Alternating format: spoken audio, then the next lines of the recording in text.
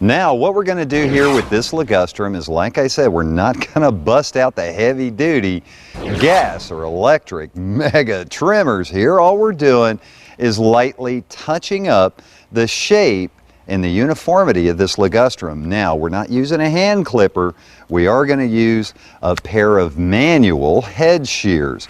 Here's what I'm going to do. I'm just taking the legs off.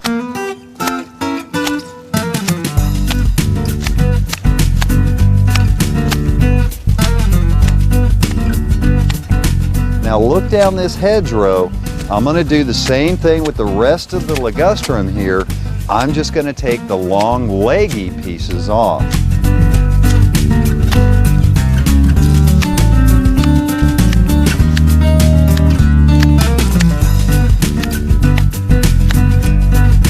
Now look at that. That is nice and clean, very uniform. All I got to do is rake up my cuttings. Now don't leave the cuttings down there. It kind of looks scrappy. You can pick them up, rake them up, just kind of tidy the area up. Hibiscus likes to be hand clipped and shaped. You can use manual hedge trimmers like I've used in this show on Ligustrum. You can use bypass pruners like this to shape it, and I'm going to show you how. There's some things I'd like to point out here real quick before I get into that. There's some pale coloration here, very, very light green, and there's quite a bit of yellowing.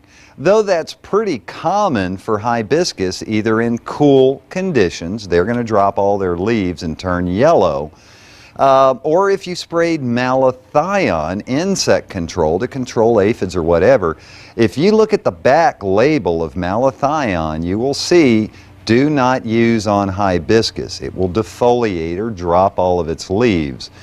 Now, this environment and this yellowing and this pale green could be conducive of lack of proper water. It's surrounded by a paver walkway.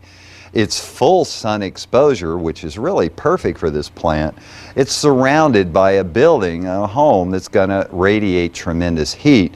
It will need a little extra water from you, either solid drip irrigation in the bed beneath, or from time to time during the week between automatic sprinkler irrigation, give it another good soaking at the base.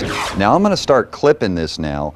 You'll notice there's a lot of buds. We don't want to interfere with that. We're going to lose some flowers when I trim and shape this. But what I'm going to select, the ideal tool for a light trimming here to make it full and dense and not spindly and leggy, is a bypass pruner. These are absolutely awesome. Everybody's got to have one. You need them in the garden. Now, what I'm doing is I want to keep my density down here. I'm going to the longest, leggiest growth. I'm going to snip it off, which will force density and fullness in the lower portion of this hibiscus. Now, I want to go ahead and cut at an angle. You see what I got there? It's cut at an angle. Why, for heaven's sakes? If you cut it flush, let me do a flush cut, it will not heal properly and it'll retain some moisture and it could develop a virus or a bacterial infection. When you cut at an angle, water and moisture will run off that surface area that's been cut, and you will also properly heal an area that you have trimmed.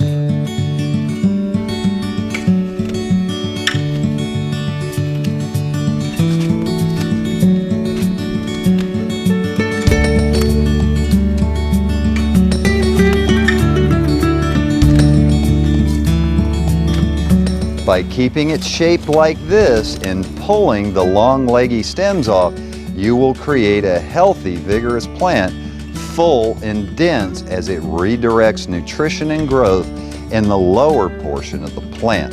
Now, if it's getting bare at the bottom, start trimming at the top, forcing growth down beneath.